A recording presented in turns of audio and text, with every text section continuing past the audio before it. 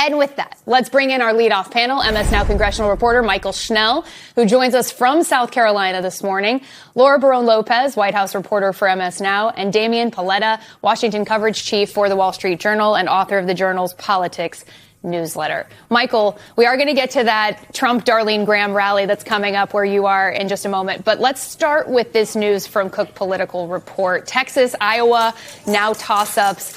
What does this mean for Republicans if those two states are in play?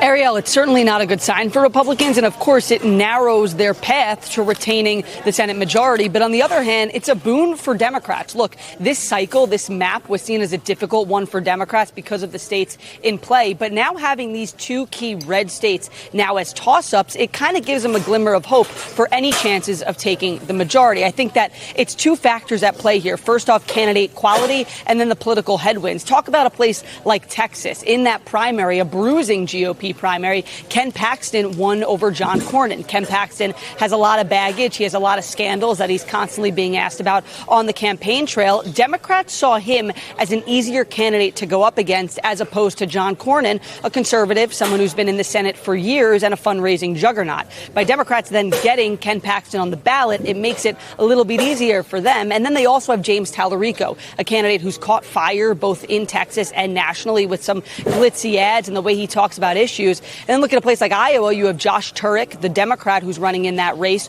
who's had a good ad recently with President Obama, someone who is still revered in the Democratic Party. So certainly a year that looked like it would be difficult, almost impossible for Democrats, is getting a little bit attainable. The other thing here are those political headwinds. We always talk about the economy and affordability. Right now, with gas prices on the rise because of the war in Iran, that's not doing any help for Republicans as they try to retain these seats and retain these states. And Democrats are keenly aware of that, which is why they are messaging so hard and campaigning so hard on those gas prices. So, look, there's still a toss-up. It still means it's anybody's game, but certainly a sigh of relief in a way for Democrats if they want any hope of taking the Senate majority. So, Damian, I had been combing all of the publications, and what caught my eye was you have The Atlantic, Axios, Politico. All of them have headlines, I hope we have them for you, that are declaring essentially the death of Resistance 1.0 to Trump. What do you make of the narrative that the original Trump resistance is withering, whether it's Vindman, you saw Dan Goldman, and Democratic voters are now looking at a new wave of fighters that are focused on the solutions rather than just the fight itself?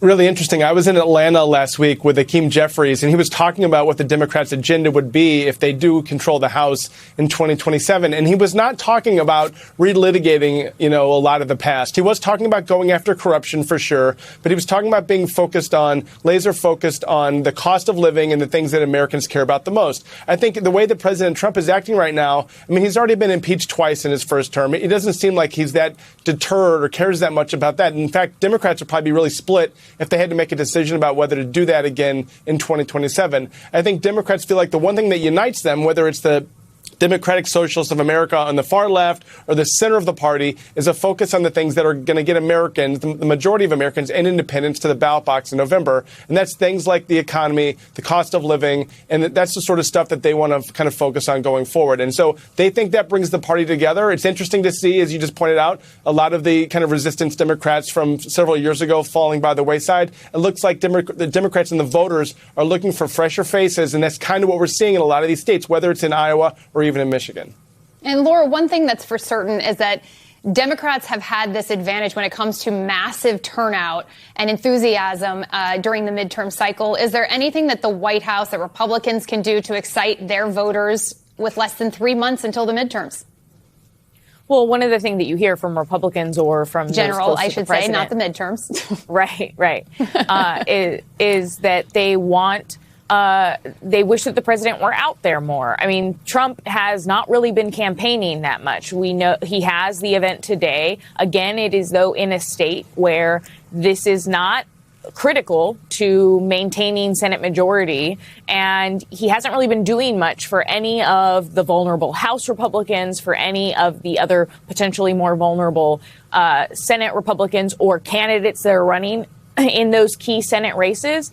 And so, but Trump himself has said out loud that he, he's not on the ballot and that he thinks Republicans themselves need to be doing more to win the races for themselves. And you hear that also from White House aides and from a former White House official I was just talking to recently who said that Republicans have to take it upon themselves to win these races, that the president can't do it for them all the time. But of course, voters are responding to the president's agenda in terms of not liking it. I mean, across the board on issues where he has traditionally been doing well, whether it's immigration, whether it's the economy, and others, he is underwater. And he's not necessarily focused or doing anything to try to reverse that.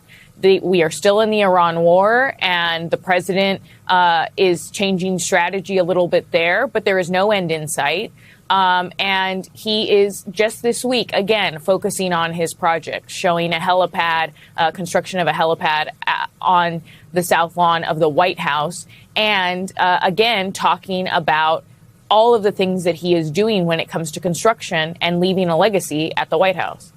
And yet the president, Michael, is going to head to South Carolina, where you are, to campaign with Darlene Graham. She looks pretty vulnerable after what we saw from her debate performance and subsequent attempts to clean up the aftershock from that. What are you going to be watching for in this race and from the president? Yeah. I think the biggest thing is, how does Darlene Graham continue to try and recover from that debate gaffe? Look, she has been a sitting senator for about a month now, and to say that she doesn't have experience in national security, doesn't know much about it, it is probably going to be a concern to voters. And I say that because I was here last week ahead of the initial election, and I heard from a number of voters who said they were voting for somebody other than Darlene Graham, despite the Trump endorsement, because they were concerned that she didn't have the right experience to be a senator, she didn't have the qualifications, and she hasn't shown a proven track record of being able to get things done in Congress. Now, Graham recently has said that she's not a politician. She has not shied away about that, but she supports the military and that she'll learn while on the job. But I'm curious to see if this continues to be a concern for voters, and does President Trump try to prop her up on that big vulnerability? The thing about that debate gaffe was that it wasn't a new idea. It wasn't a new concern. It just played into these concerns that voters have had and have been voicing. So that's the biggest question. The second one is the Trump factor here, right? President Trump is the one who asked Darlene Graham to run for the full term. He endorsed her.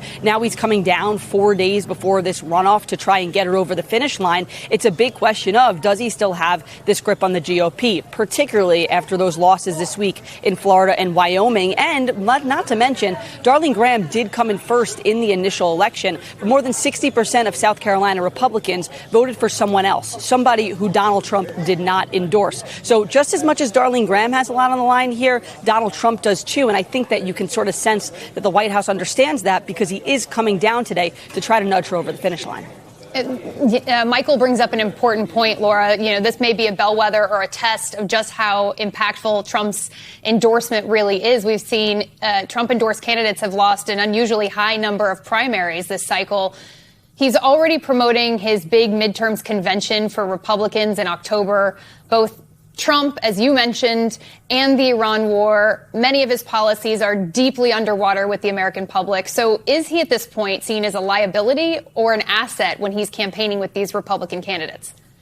I think there are still a lot of Republican candidates who would prefer to have him out there, because they see that when he is on the ballot, or at least in theory on the ballot, that they could potentially do better, that he does sway Republican voters. But the issue is that the president is not out there campaigning nearly as much as he did during his first term. He went out a lot during the midterms during his first term. This time he hasn't, despite the fact that the White House said last fall that he was going to do a massive economic tour, that he was going to make this pivot to focus on the economy. That pivot hasn't materialized. And the president, you see, posting what he posts about the most are his construction projects, and are the fact that he thinks the elections are going to be rigged in November and that the 2020 election is rigged. That is what the president is focused on, and that's what he talks about the most, and that's what he posts about the most on True Social in his late night posting. So yes, there are Republicans that would like to see him involved more, would like to see more focus from the White House and from him specifically. But again, even though there are people in the White House who may say to the president that they should be addressing the economy more, or addressing the fact that voters are feeling pain right now, the president is doing the opposite.